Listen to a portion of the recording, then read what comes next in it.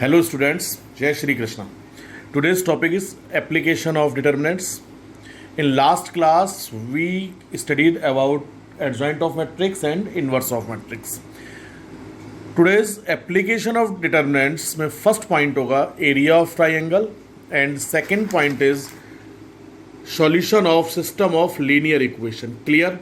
तो area of triangles में let A, B, C is the triangles whose vertices are x1, y1 and x2, y2 and x3, y3. ये कोई triangle है ABC जिसके vertex यानी seeds के coordinate ये गिवन है अपन को. इस ट्राइंगल का एरिया फाइंड करना है तो एक फॉर्मूला यूज करेंगे. Area of triangle is equal to half of this determinants. इस डिटर्मिनेंट्स का first row x1, y1 1. Clear? x2, y2 1, x3, y3 1. x1, y1 एक किसी भी वर्टेक्स का कोऑर्डिनेट, x2, y2 किसी दूसरे वर्टेक्स के कोऑर्डिनेट और x3, y3 किसी तीसरे वर्टेक्स के कोऑर्डिनेट और third column 1 1 1 as it is. इसको जब सॉल्व करेंगे y एक्सपेंशन मेथड तो सपोज फिलहाल c1 के अलोंग एक्सपेंड किया तो half of this. Clear? Area of triangle is equal to half of this. तो स्टूडेंट आपको याद होगा कि लास्ट क्लास में 11th क्लास में कोऑर्डिनेट के अंदर एरिया ऑफ ट्राइंगल का ये फॉर्मूला पढ़ा था अपन ने. Half of x1 into y2 minus y3 plus x2 into y3 minus y1 plus x3 into y1 minus y2. Clear? तो एरिया ऑफ ट्राइंगल्स के लिए इस फॉर्मूले का यूज़ करना है. एक एग्जाम्पल देखते हैं कि जैसे ये कोई ट्राइंगल है, वर्टेक्सेस 2, 1, 3, -1, 1, -3. क्लियर?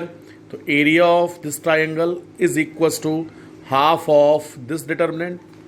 इस डिटर्मिनेंट्स में ये बेटा x1, y1, x2, y2, x3, y3. तो 2 1 1. क्लियर? 3 -1 1, 1 -3 1. इसको सॉल्व करेंगे चाहे प्रॉपर्टी यूज करते हुए या सीधे सीधे एक्सपेंशन द्वारा. तो 1/2 फिलहाल एक्सपेंड करते हैं अपन अलोंग R1. तो 2 into -1 plus 3 -1 into 3 -1 plus 1 into -3 plus 1. Clear? Half of 3 -1 2, 2 2 is 4. 3 -1 2 तो -2. क्लियर? और -3 प्लस 1 तो ये माइनस का 2. ओके, ये आ गया स्टूडेंट 1/2 4 -4. एक काम करते हैं, थोड़ा सा इसको -1 कर दीजिए. क्लियर? 2, -1. तो ये -1 होगा तो स्टूडेंट ये प्लस हो चुका होगा, ये प्लस. तो 4 to 6 -2, ये आ जाना है बेटा 6 -2 is equals to 4/2 is equals to 2 square unit. Clear? तो इस तरह से कोई भी अगर 3 वर्टेक्सेस दे रखे हैं तो एरिया फाइंड किया जा सकता है. क्लियर? तो स्टूडेंट ये कुछ पॉइंट याद रखेंगे. First point is since area is a positive quantity. आप जानते हैं कि एरिया ऑफ ट्राइंगल्स किसी का भी एरिया हो पॉजिटिव क्वांटिटी है. Should take the absolute value यानी positive value of the determinant. Clear? Suppose ये माइनस में भी अगर आया होता, ये यहाँ -2 कर दें अगर अपन, या सपोज -2 आया होता तो इस माइनस साइन को छोड़ देंगे और पॉजिटिव साइन लेंगे. एरिया कितना होगा? 2 square unit. Clear? Positive value लेनी है. Okay student. Second point is if area is given, यानी एरिया गिवन है. सपोज किसी भी ट्राइंगल का एरिया 10 स्क्वायर यूनिट दिया हुआ है. Use both positive and negative values of the determinant for calculation. यानी किसी भी ट्राइंगल का एरिया अगर गिवन है और आपसे कोई भी कैलकुलेशन करना पड़ रहा हो, कोई भी ऑपरेशन यूज़ करना पड़ रहा हो, तो उस समय आप क्या करेंगे कि एरिया अगर 10 स्क्वायर यूनिट है तो प्लस माइनस दोनों साइन लेंगे. Is equals to half of this determinant. एक बार प्लस साइन लेके सॉल्व करेंगे, कैलकुलेशन करेंगे, और एक बार माइनस साइन लेके कैलकुलेशन करेंगे, तो जो भी रिक्वायरमेंट होगी वो अपनी कंप्लीट होगी। क्लियर? इसके बाद student, condition of collinearity of 3 points, यानी 3 पॉइंट्स अगर कोलिनियर हैं, संरेख हैं, तो क्या कंडीशन होनी चाहिए? If A B and C are collinear, then area of triangles formed by points A B and C is 0। यानी हम जानते हैं कि अगर 3 पॉइंट्स कोलिनियर हैं, एक लाइन पर हैं, तो उनसे जो ट्राइंगल होगा, ऐसा ट्राइंगल होगा जिसका एरिया कैसा हो? 0। So area of triangle is equal to this is equal to 0, so this is equal to 0। यानी अगर इस डिटर्मिनेंट्स की वैल्यू 0 आ जाए तो जो गिवन पॉइंट्स होंगे वो कोलिनियर होंगे। Clear? Next point, 4th point, equation of a line which passing through 2 points. Clear? ये 2 पॉइंट से पास होने वाली लाइन का इक्वेशन फाइंड करना है। अपन ने 11th क्लास में एक चैप्टर था स्ट्रेट लाइन का, तो उसमें 2 पॉइंट से पास होने वाली लाइन का जो इक्वेशन फाइंड आउट किया था, उसमें ये फॉर्मूला था कि y minus y1 is equals to, एक second,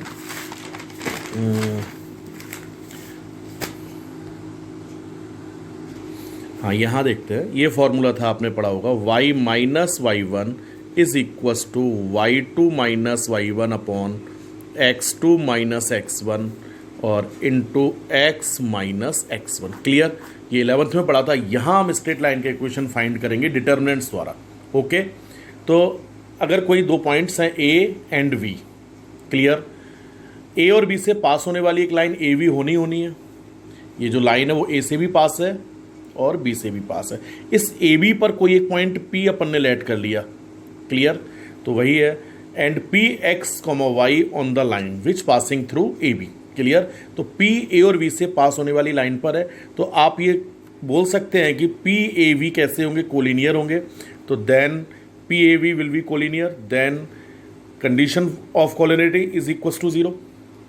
x1 x y, first row क्या होगा? x y 1, सेकेंड रो जो पॉइंट्स दे रखे होंगे x1 y1 1, third row second point x2 y2 1। अगर ये 0 आर, इसको 0 के इक्वल रख के सॉल्व करेंगे तो जो इक्वेशन आएगा, लास्ट कंडीशन जो आएगी वो कुछ इस टाइप से होगी, और ये हम जानते हैं कि इक्वेशन ऑफ स्ट्रेट लाइन है। क्लियर? एग्जाम्पल देखते हैं। Equation of a line which passing through points A3,1 and V9,3। Clear? तो first row XY1, second row 3 1 1, third row 9 3 1। Clear? Is equal to 0। इसको सॉल्व किया एक्सपेंशन मेथड द्वारा, तो last step ये आया x minus 3y is equal to 0, और ये जो इक्वेशन है स्ट्रेट लाइन के इक्वेशन को शो कर रहा है। क्लियर? इन 2 पॉइंट से पास होने वाली लाइन का इक्वेशन फाइंड कर सकते हैं ना। Next example, prove that points this this and this are collinear. Okay student, तो ये x1 y1, x2 y2, x3 y3, y using condition of collinearity, तो this determinants is equal to 0 आना चाहिए। तो आपने LHS लेना है केवल, x1 y1 1, x2 y2 1, x3 y3 1, value put किए, यहाँ मल्टीप्लाई किया। अब आपको दिख रहा है कि अगर इस कॉलम में इस कॉलम को ऐड कर दिया जाए तो तीनों एलिमेंट्स जो होंगे वो A B B C C A, A B B C C A, A B B C C A, इसको एज कॉमन ले लिया। क्लियर? फिर C1 और C2 इक्वल हुआ, तो this determinant is equal to 0। Clear?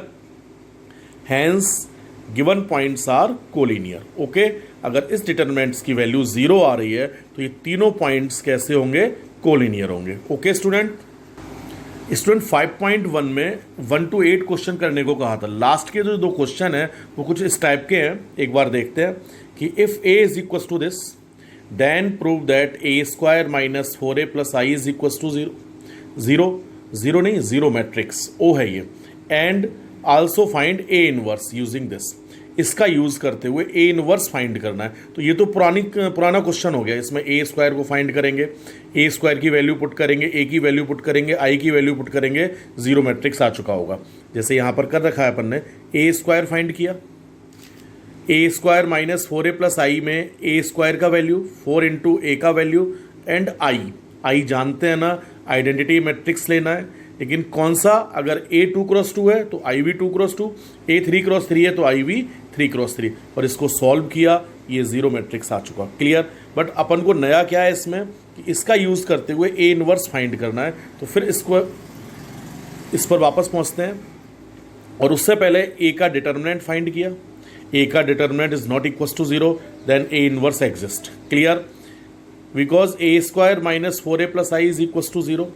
हमको करना क्या है कि दोनों तरफ A इनवर्स से मल्टीप्लाई करना है, और multiplying both side by A inverse. Clear. जब मल्टीप्लाई करें उससे पहले ये जो A स्क्वायर है उसको A इंटू A, अगर A क्यूब होता तो A into A square, A4 होता तो A इंटू A क्यूब की फॉर्म में शो करते। क्लियर। अब A इनवर्स से मल्टीप्लाई किया बोथ साइड, तो जीरो मैट्रिक्स का A इनवर्स से मल्टीप्लाई करेंगे तो जीरो मैट्रिक्स ही आना है। क्लियर।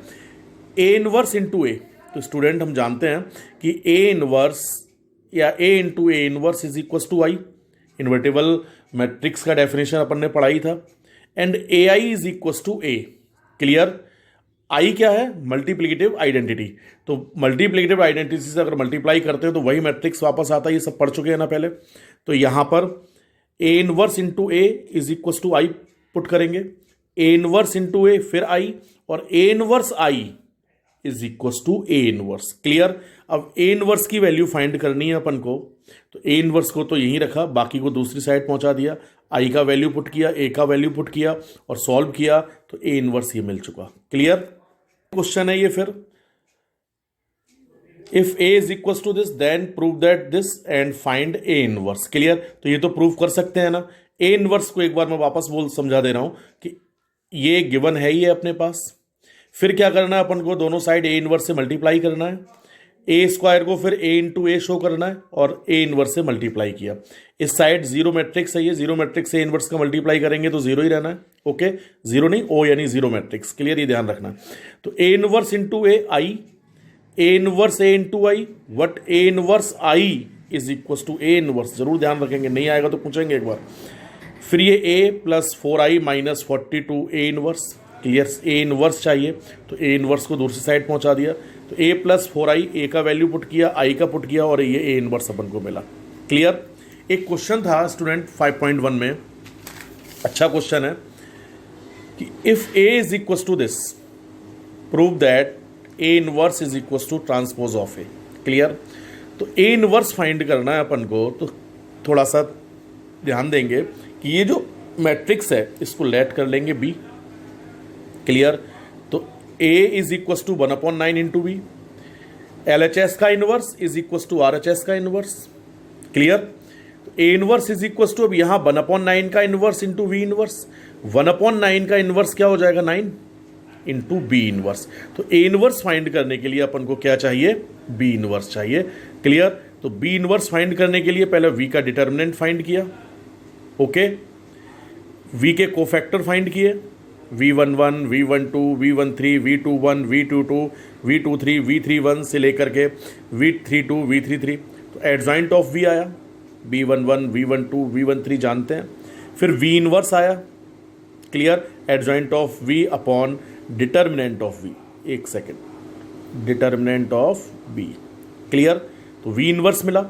V इनवर्स आने के बाद इस B इनवर्स की वैल्यू पुट कर देंगे इन इक्वेशन फर्स्ट। ओके, तो put the value of V inverse in equation first. तो A inverse is equal to 1/9, ये सॉल्व कर लेंगे तो ये A इनवर्स मिल चुका होगा। क्लियर। ओके, अब ट्रांसपोज ऑफ A जानते हैं, रो और कॉलम को इंटरचेंज करना है। तो ये जो A था तो -814 कॉलम बन चुका होगा ये। तो फ्रॉम फर्स्ट वो second and third A inverse is equal to transpose of A, hence proved. Clear student.